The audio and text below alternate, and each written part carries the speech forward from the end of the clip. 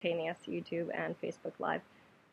Oh, so I'm really happy that there's a holiday that celebrates thankfulness.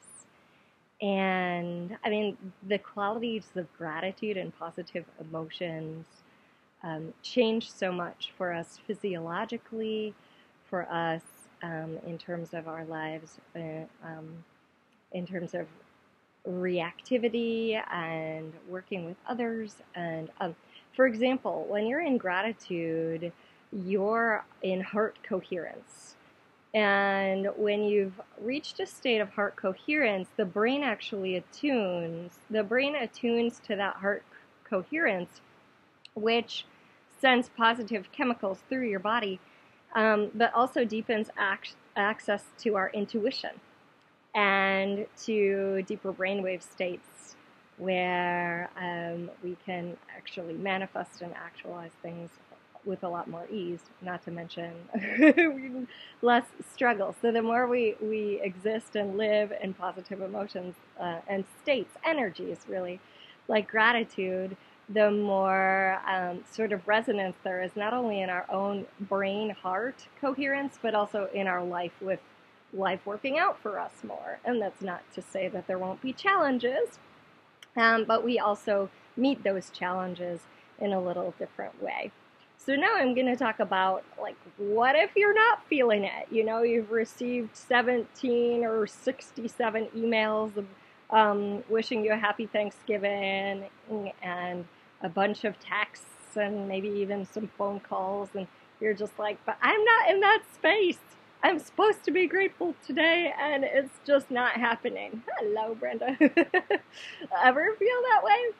So have you considered the fact that maybe it's not even yours? Maybe you're just picking up on all the other people who are feeling that they should be grateful today but aren't. Or, you know, I have a couple of clients who are going through struggles that I wouldn't wish on anybody. Nobody. Like, one has a family member that just has so many health things going on. It's insane. And thank you, Dawn. And one is actually being sued by members of her family. Like, you know, stuff you don't want to happen. And so how do you find thankfulness in that kind of situation where it feels like, the struggle is going on and stuff like that? And first thing is, like, if you can just start to breathe deeper, what that does is activates the parasympathetic nervous system. When you're activating the stress response, when you're pushing against life, your sympathetic nervous system is active. And what is that? That's the nervous system that wants to hit something, it wants to run, or freeze, like, ee! Okay? So fight, flight, or freeze. So breathing deeper, softening, and then, you know, if you're tapped in and you're a very aware person or have a lot of empathy, you may just be picking up also, not only on your own stresses, but other people's as well. So you can say, return all this that's not mine to wherever it came from, and allow that to dissipate. And a lot of times I will ask someone, like, what percentage of this is not even yours? And they'll be like, oh, 60%. Okay, cool. So send that 60% back. Now what? Right? So if 60%, 80%, even 100% of it is not yours, and you're just that aware of other people's stuff, then you can say, oh, okay, cool, that's just my awareness. And send back all their energy. Now, so you've been deep breathing, right? Activating the parasympathetic nervous system. And recognize that each thought you have is like a cloud that's floating across the sky of your being, right? You don't have to identify with your stressed thoughts or even your positive thoughts. You just, you know, oh, it's like a cloud floating across the sky of my being. I'm spacious, right? And I've guided the expanding out exercise before. You can search for it on my YouTube channel. It's an amazing exercise. I've guided it on Imperfect Brilliance radio show a couple of times as well. So it's expanding out, like from your body, expanding your energy out, out, out. So that's a really useful thing to do, because when we're contracted, we are contracted. We're identifying with our contraction, right? Oh, I feel it. It's real. It hurts. It's awful, right? Instead of, oh, okay, how can I expand a space, be more spacious? So the next thing that you can start to reorient is like, what can I be grateful for in this moment? What can I be thankful for? I know some people don't like the word grateful because their moms or someone has programmed them with like, you should be grateful. I get it. So use the word thankful or appreciative or whatever. But what can you be thankful for? Oh, well, my elbow bends, right? If it didn't, I'd have a hard time eating. Just the little things. I can see. I don't have spectacular vision, but I can see right now, which some people can. And maybe even music. So guiding ourselves to what's available right now. What can I hear right now?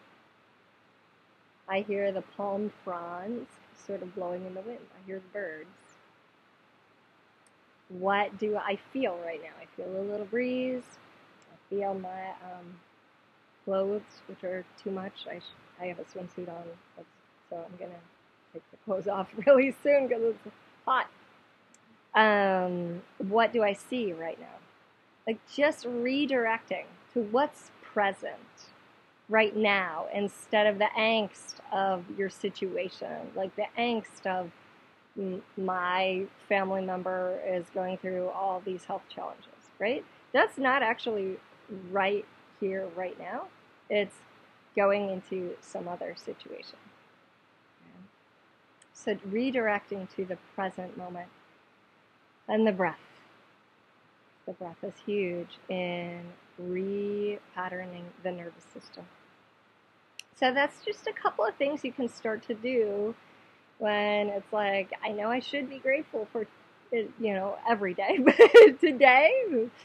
And I think Thanksgiving brings it up a lot too, because we're like getting all these messages of gratitude, and even some of them are starting to mention the benefits of gratitude.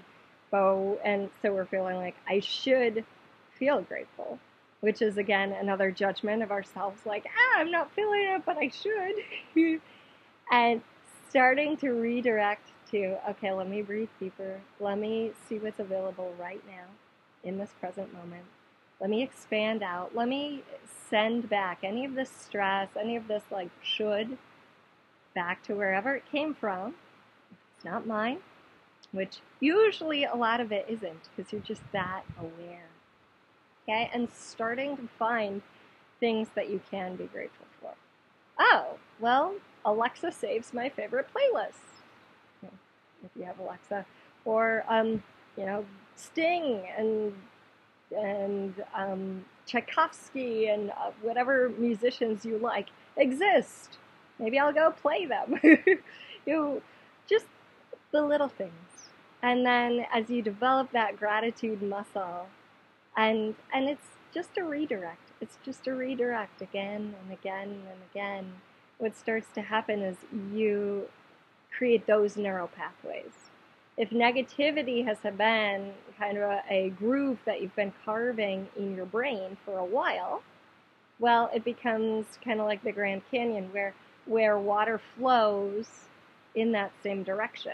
But you can equally create a Grand Canyon of amazing energies, like appreciation, like loving, like delight. Delight is one of my touchstone words, where if I am going into a direction that I don't love, I can pivot and be like, oh, what can I find right now to be delighted about? Oh, the shadows on that chair look super cool. How interesting. Or, oh, I really love to hear the palm fronds sort of flapping in the breeze. So find yourself a touchstone word so that when you go in a negative direction, you can start to pivot. If that is fun for you. I always tell people all sorts of things they can do, and then use what works. But keep practicing it so that you can actually create something as a useful habit for you. All right, thanks so much, everybody, and have a marvelous Thanksgiving or whatever day it is. We can be thankful any day.